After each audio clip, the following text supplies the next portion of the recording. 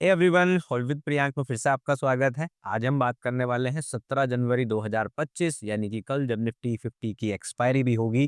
Thursday को market में क्या होने की संभावना है। साथ में आज इस वीडियो में स्पेशल क्या रहेगा हम लोग डिस्कस करेंगे। पहले करेंगे निफ्टी 50 बैंक निफ्टी और सेंसेक्स की बातें। उसके बाद हम लोग करने वाले हैं क्रूड ऑयल के ऊपर भी बात, और गोल्ड और सिल्वर की भी अपडेट मैं इसी वीडियो में आप लोगों को देने वाला हूँ। तो वीडियो में 5-6 चार्ट्स लगातार करने वाले हैं, और अब धीरे-धीरे मैं बाकी आने वाली वीडियोज़ में और भी बहुत सारे स्टॉक्स और चार्ट्स लगातार बढ़ाता जाऊँगा। कोशिश तो पूरी करूँगा। आई होप कि आप लोगों को ये पसंद भी आएगा। तो चलते हैं अपने वीडियो के ऊपर, और सबसे पहले चलते हैं निफ्टी 50 की एनालिसिस करने के लिए।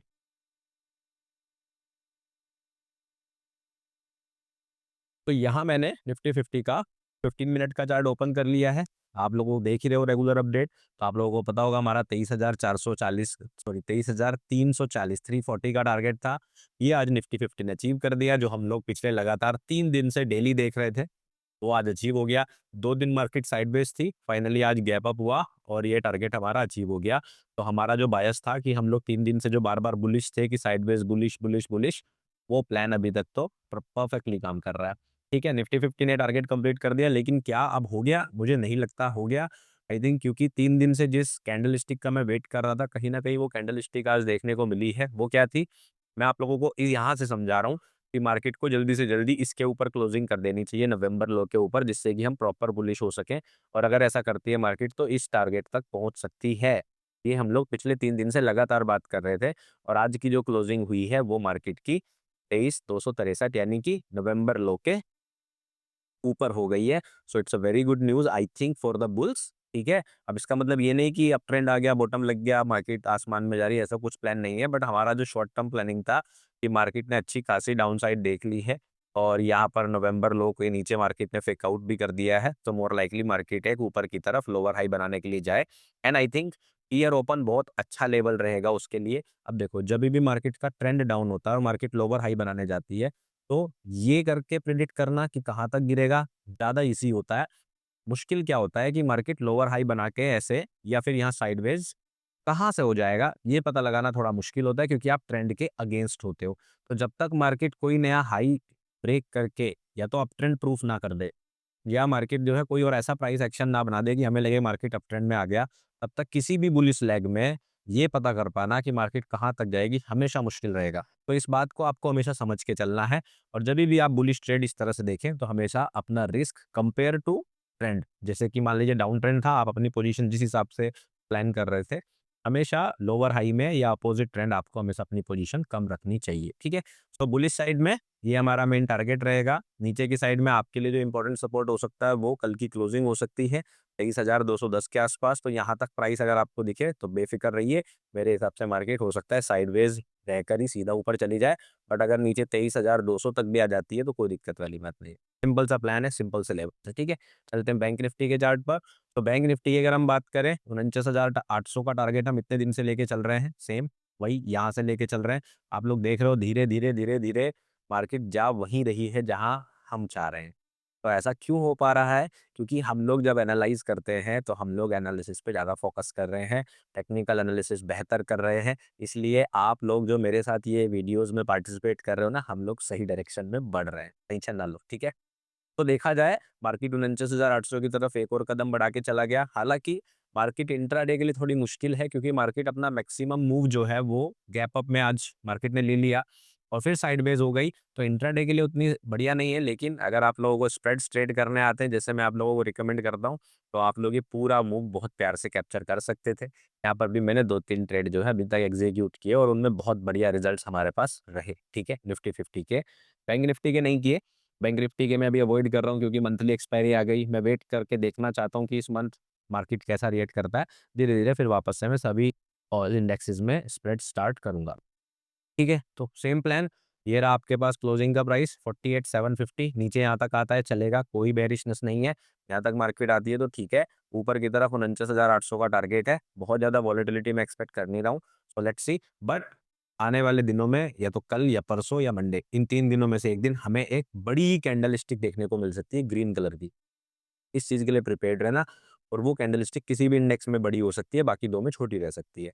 और ये मैं कह रहा हूँ एक में बड़ी और दो में छोटी क्यों रह सकती है, क्योंकि आजकल मार्केट बड़ी अजीबो-गरीब हो गई है जब से ये लॉट साइज़ चेंज हुआ है और एक्सपायरी चेंज हुई है। तो उस चीज़ को देखते हुए मैं ये बोल रहा हूँ, और हो सकता है सब में बड़ी आ जाए वो अलग बात है। बट किसी एक इंडेक्स में आने वाले 2-3 दिनों के अंदर एक बड़ी ग्रीन कैंडलस्टिक हमें देखने को मिल सकती है। कंपेयर टू दिस, मतलब ऐसा नहीं बड़ी कैंडलस्टिक का मतलब 1000-1500 पॉइंट ऐसा नहीं। कंपेयर टू जैसी ये कैंडलस्टिक देखने को मिल रही है ना, छोटी-छोटी कैंडलस्टिक जहाँ साइडवेज एक्शन है, उससे अलग। और वो मेरे हिसाब से आने वाले अगले 2 दिनों के अंदर हो जाना चाहिए, बट लेट्स सी 49,800 हो सकता है यहाँ ओपन और सीधा पहुँच जाए, सो वी कांट से। तो 49,800 और 50,000, तो 49,800 एंड 50,000 के बीच पे थोड़ा ध्यान रखना, यहाँ तक मैं एक्सपेक्ट कर रहा हूँ बैंक निफ्टी को। सेंसेक्स की बात करें, सेंसेक्स भी हमारे टारगेट की तरफ बढ़ रहा है। ओवरऑल पिछले 3 दिनों से जो हम प्रेडिक्शन कर रहे हैं वो बिल्कुल सही जा रही है, मार्केट उसी डायरेक्शन में जा रही है। 77,380 का हमारा पहला टारगेट है। अगर मार्केट इसे ब्रेक करती है, तो एक लोकल टारगेट इंट्राडे के लिए जो लेवल काम कर सकता है, वो आपको यहाँ ध्यान रखना है 77,900 पर। अदरवाइज़ मार्केट 78,450 तक सीधे जा सकती है। तो सेंसेक्स के अंदर वो कैंडल आ सकती है, तो तैयार रहिए। तीनों इंडेक्सेस के अंदर हमारा सेम प्लान है। इसके अंदर सपोर्ट जो कंसीडर करेंगे, वो ये वाला करेंगे 76,750 से लेके 76,800 के बीच में 50 पॉइंट्स की रेंज है, ठीक है? तो इस जगह को आप ध्यान रखिए कि मार्केट कभी तीनों इंडेक्स में यहाँ ओपन हो, फिर पहले नीचे जाए और फिर इस तरह जाए। इस तरह का प्राइस एक्शन करे तो तैयार रहिए। अगर मार्केट यहाँ से सीधे ऊपर जाती है, तो आप लोगों के पास टारगेट ऑलरेडी है। तो सेम प्लान रखेंगे, कोई ज़्यादा बेरिशनेस की बात नहीं करेंगे, क्योंकि मार्केट हमें बिल्कुल डायरेक्शन सिंपल दे रही है, तो हम ज़बरदस्ती कॉम्प्लिकेट क्यों करें चीज़ों को, है ना? चीज़ों को ज़बरदस्ती कॉम्प्लिकेट नहीं करते, सिंपल सा प्राइस एक्शन दिख रहा है, सिंपल सा फॉलो करना है हमने, ठीक है? आज हम बात करेंगे फिर क्रूड ऑयल के ऊपर, ठीक है? सो क्रूड ऑयल के बाद बात करेंगे गोल्ड एंड सिल्वर के ऊपर भी, ठीक है? तो क्रूड ऑयल देखो, अब ये चार्ट की अगर मैं बात करूँ, सो थोड़ा-सा टाइम कम था तो मैं क्लिप नहीं बना पाया डाउनलोड करके, कट करके पिछली वीडियो से दिखा दूँ। बट अगर आप लोग जाके देख सकते हैं 22 दिसंबर 2024 मतलब अब से 15-20 दिन पहले मैंने लाइव की थी, जिस लाइव के अंदर मैंने क्रूड ऑयल ये पूरा का पूरा आप लोगों के सामने एनालाइज़ किया था।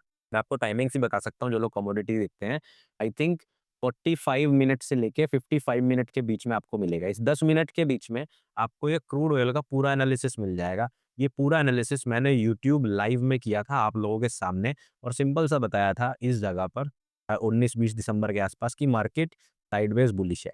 मतलब जब तक इस रेंज के बीच में है, प्रीवियस वीक हाई के नीचे, तब तक साइडवेज है और इसे ब्रेक करते ही बुलिश है। और मैं खुद हैरान हूँ कि देखो आप इतना ज़बरदस्त मोमेंटम हमें देखने को मिला है।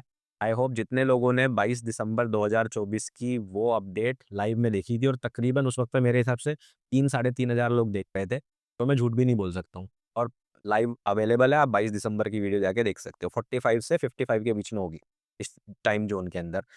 तो बहुत बढ़िया एनालिसिस था। अगर आप लोग समझना चाहते हो मार्केट यहाँ से पंप क्यों होके गया, यहाँ पे मार्केट ने क्या किया, ये पूरा मैंने डिटेल में एक्सप्लेन किया है। अगर आप लोग इस हिस्से की टेक्निकल एनालिसिस समझना चाह रहे हो, या ये समझना चाह रहे हो कि मार्केट ऊपर क्यों गया, तो आपको उस वीडियो में मिल जाएगा, ठीक है? तो लाइव का तो आई डोंट थिंक कि मैं वीडियो टैग या वो लगा सकता हूँ, तो आप लोगों को जाके 22 दिसंबर को खुद ही देखना पड़ेगा मेरे चैनल पर, होल्ड विद प्रियांक सर, ठीक है? अब हम बात करें, अब क्या प्लान है सर? चलो ये तो आपकी बात सही हो गई, तो सिंपल सा है। मेरे हिसाब से 7,050 का टारगेट बहुत नॉमिनल सा है, और ये इसको आई थिंक अचीव कर लेना चाहिए। इसके ऊपर इस और लेवल तक मार्केट जो है अप ट्रेंड में रहना चाहिए। मेरे हिसाब से 7300 तक मार्केट अप ट्रेंड में चलते रहना चाहिए। अब आप बोलेंगे कि सर 7300 तक सीधी लाइन जाने वाली है? नहीं, मैं ऐसा बिल्कुल नहीं बोलूँगा। मार्केट हमेशा करेक्शन करते हुए चलती है। यहाँ एक री-एक्यूमुलेशन हो चुका है, एक हल्का-सा री-एक्यूमुलेशन हुआ है। आई थिंक ये वाला लेवल तो नेक्स्ट 2-3 दिनों में टैप हो जाना चाहिए, एंड देन इस वाले लेवल तक आने से पहले मार्केट वापस एक री-एक्यूमुलेशन या हल्का-सा करेक्शन करके ऐसे जा सकती है। बट ओवरऑल जो हमारा ट्रेंड रहने वाला है क्रूड ऑयल में, वो मेरे हिसाब से 7300 तक बुलिश ही रहने वाला है, ठीक है? तो फिलहाल के लिए शॉर्ट टर्म में क्या प्लान है? आप जो है अपने लिए ये ध्यान कर सकते हैं कि ये भी एक हाई है, तो मार्केट कहीं इंट्राडे लेवल पे इस पे रिएक्ट ना करे, ठीक है?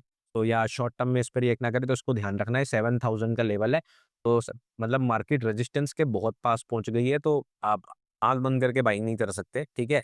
इंट्राडे में ही प्लान कर सकते हैं। फिलहाल के लिए मुझे लग रहा है मार्केट शायद इसके नीचे ना आए, ठीक है? 6700, तो इस बेसिस पर अगर ये लेवल आपको हेल्प कर पा रहे हैं तो ठीक है, नहीं कर पा रहे हैं तो कोई दिक्कत वाली बात नहीं, सीखने के लिए आप देख सकते हो। यहाँ से मार्केट मेरे हिसाब से ऊपर कम से कम 7000 नहीं तो 7052 को टैप करना चाहिए, और उसके बाद हमें करेक्शन देखने को मिलना चाहिए या साइडवेज मार्केट थोड़ी कंसोलिडेशन वगैरह देखना चाहिए, फिर हम 7300 की तरफ चलेंगे। अभी डायरेक्टली मैं डिटेल एनालिसिस इसलिए नहीं दे रहा हूँ क्योंकि यहाँ पे इतनी ऊंचाई पर आप कुछ भी अगर बाई सेटअप देखोगे तो अल्टीमेटली वो लो प्रोबेबिलिटी सेटअप है, क्योंकि रिस्क टू रिवॉर्ड अच्छा नहीं बनेगा। इसलिए मैं इसकी डिटेल एनालिसिस नहीं ले रहा हूँ, लेकिन फिर भी मैंने इंक्लूड किया क्योंकि पिछले 7-8 वीडियो से लगातार कमेंट आ रहा था कि सर क्रूड ऑयल का प्राइस एक्शन आप बताओ। तो मुझे लगा कि नहीं, ये सही वक्त है, मैं आप लोगों को कम से कम एनालिसिस तो बता देता हूँ। आप इस हिस्से की एनालिसिस सीखना चाहते हो तो 22 दिसंबर 2024 की लाइव में आपको मिल जाएगी। अब हम चलते हैं गोल्ड के चार्ट पर। तो ये तो रीसेंट की खिचड़ी है, देख लो आप। आप लोगों के सामने, अगर आप लोगों को याद है, लास्ट वीक अपडेट किया था, मंडे को अपडेट किया था, और गोल्ड को मैंने कहाँ पर आप लोगों को बोल दिया था, यहाँ से कि मार्केट जो है 79,120 जाएगी, और आज मार्केट ने जो हाई अभी तक बना दिया है, जो हाई अभी तक बना दिया है दैट इज 79,064। तो 79,000 तो मार्केट पहुंच गया है, ऑलमोस्ट 79,120 पहुंचने वाला है। यहाँ पे कभी कभी ऐसा हो जाता है, बहुत रेयर होता है बट हो जाता है कि बिल्कुल हाई के पास पहुंच के थोड़ा डराने के लिए नीचे आ जाए, अदरवाइज मार्केट ऊपर की तरफ जाना चाहिए। और हमारा एक और गोल्ड में टारगेट हिट होते हुए मुझे दिखाई दे रहा है, एंड होपफुली कल परसों में या मंडे तक ये भी हो जाएगा, जिससे कि मैं नेक्स्ट अपडेट में आपको नेक्स्ट लेवल्स बता सकूं। तो कमेंट करके बताना आप लोगों को गोल्ड की एनालिसिस कैसे लगी, और आप लोगों को हेल्प मिली कि नहीं मिली, ये चीज़ मुझे कमेंट करके ज़रूर बताना। ठीक है, तो हमारे टारगेट की तरफ बढ़ रहा है।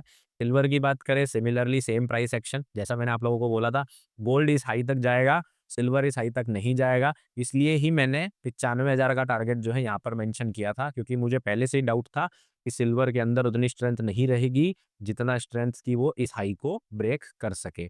तो वही चीज होते हुए मुझे दिखाई दे रही है। हालांकि सिल्वर के परसेंटेज इंप्रूवमेंट ज्यादा है, इंप्रूवमेंट कह रहा हूँ, परसेंटेज ग्रोथ, सिल्वर की परसेंटेज ग्रोथ काफी ज्यादा है गोल्ड से, वहां पे लगभग 2.5% का इंक्रीमेंट आया है। यहाँ से देखें तो हम इसमें लगभग 3.5% का इंक्रीमेंट आया है, बट स्टिल आप फिर भी यही मान के चलो 94 से 95 के बीच में तो मेरे हिसाब से सिल्वर को जाना चाहिए। हो सकता है 95 भी छू दे, ये वाला हाई जाना थोड़ा सा मुश्किल था, बट अगर गोल्ड अपना 79 ब्रेक करके 80,000 ब्रेक कर देता है तो ऑब्वियसली सिल्वर भी ऊपर उठ के 1 लाख के ऊपर जाएगा।